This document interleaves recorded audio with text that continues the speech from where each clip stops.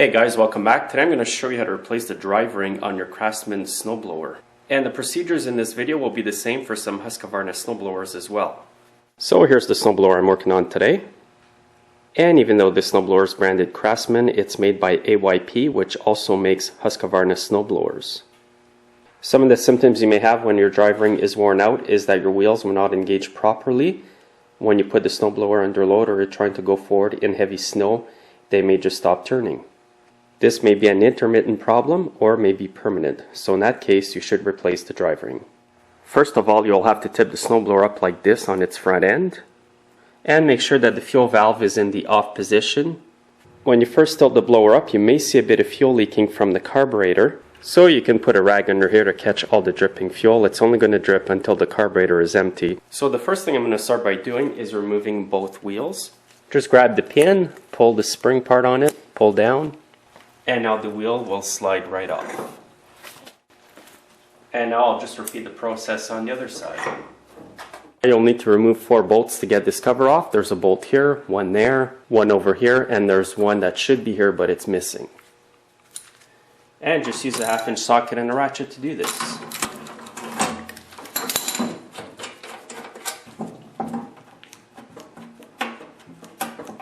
And now just pull the cover right off. And here's what it'll look like inside your transmission. Here's the drive ring. Also, the part around the drive ring here is a bit worn. This is common on this model of snowblower. This part here ends up rubbing on the friction wheel and it gets worn out a little bit like that. You don't necessarily have to replace it, but if it starts getting too damaged, then you should replace this whole part. Okay, so what we have to do now is get this whole ring off so that we can replace just the rubber part off of it. So what I'm going to start by doing is taking a small adjustable wrench and putting it on the shaft to hold it in place. Now I'm going to hold the adjustable wrench and remove the nut on this side over here. And there's a washer in the back. Now on the other side of the blower it's the same thing. You have to remove that nut over here and hold the wrench while you do that.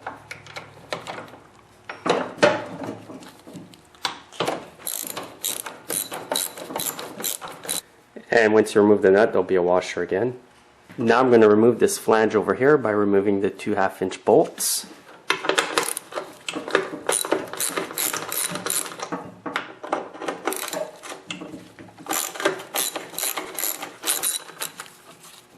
And now pull the flange right out. And you'll notice that there's a bearing inside there. Now what you need to do is go inside the transmission, grab the shaft that the friction wheel is on, and pull to the left.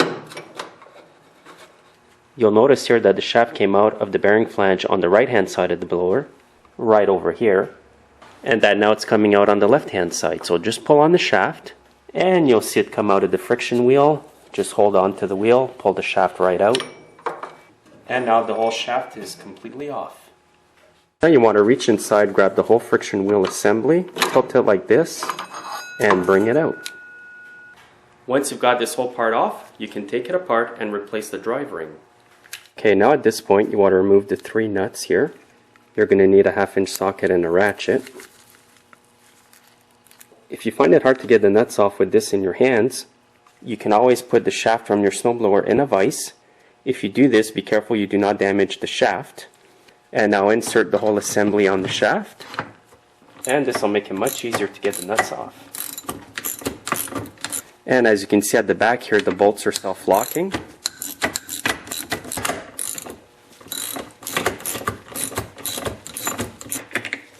Now when you get the last nut off, the whole disc is going to come off.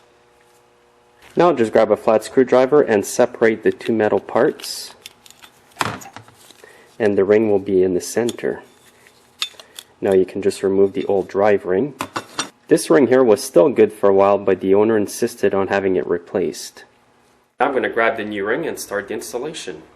The new ring is part number 179831 from AYP or your local Sears dealer. And to reinstall it, just simply slide it back in one of the metal plates. Grab the second plate, line up the holes. Just like this.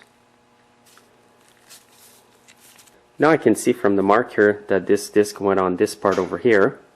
It doesn't really matter which side you put it on, but I'm just going to put it back on exactly the same way it was. And now just insert it into the bolts. You want to get the bolts right through and start putting the nuts back on. If you find it hard to get the bolts through, you can always pry them a bit with the screwdriver on the back. And now tighten up the bolts evenly.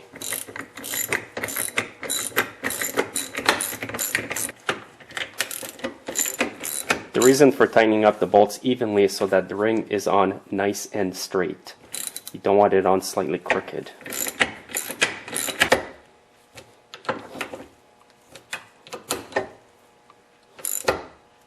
And that should do it. Now before I start the reinstallation, I'm going to clean this shaft here really good with some straight gas and a rag. Just be careful doing this, that you do not have any sparks around your shop. And I'm just going to clean the shaft real good. You're going to see a lot of oil and dirt's going to come off. Look at that. That's just one side. What happens over the years is if you don't clean these shafts, the gears get hard to shift. That's because the whole assembly slides back and forth when you shift gears, and if it's sticky, it's not going to shift good. So it's very important to clean these at least once a year like this. And as you can see, a lot of oil and dirt came off that shaft. Another thing I like to clean as well with a rag and a bit of gas is the drive plate over here. This one's pretty clean, but there's always a bit of grease or oil that will come off. If there's oil or grease on this plate, your transmission may slip. And there was quite a bit of dirt on there as well, as you can see here.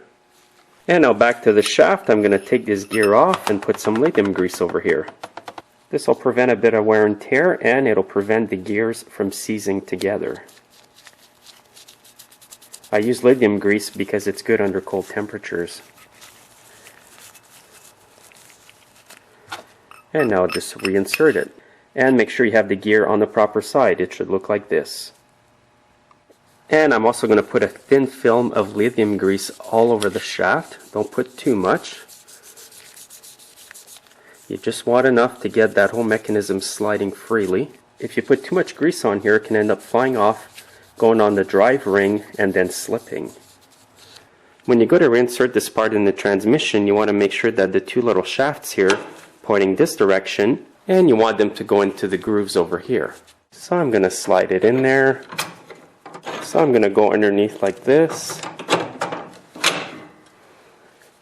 And now I can see that it's locked in there. I'm going to reinsert the shaft, make sure that the gear is on the left hand side of the blower, and now just proceed to install it in there. And you can see the shaft coming in here. You want to run it through the center of the whole assembly that holds the drive ring. And now you can see it coming out the other end. What you want to do now is line up the shaft so that it goes into the bearing on the other side.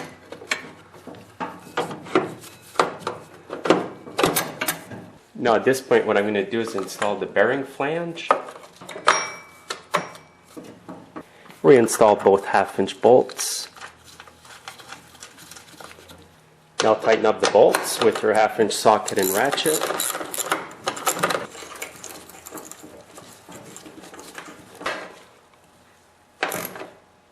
Now reinstall the washer and the 1/2-inch lock nut over here.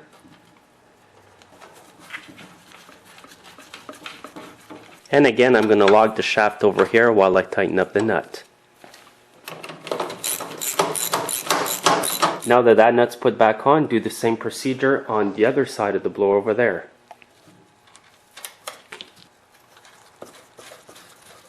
And again, don't forget to lock up the shaft.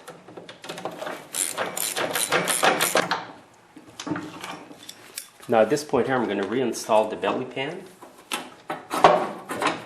Now an important thing when you reinstall this belly pan is you want to make sure that the plates here go inside over here, not on the outside. So just like this. And now you want to line up the holes and put the bolt back in. Make sure it goes on straight. And do the same thing on the other side. And now reinstall the 2 bolts at the bottom.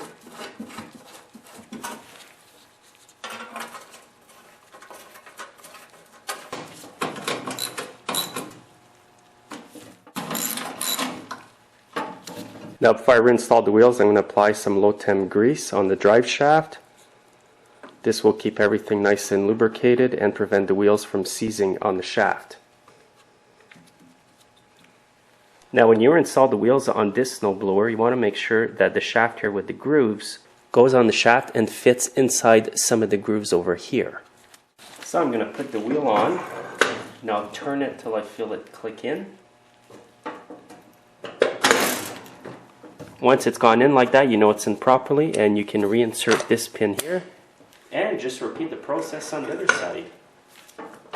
Now that it's all back together, I'm going to take it outside and make sure it works good.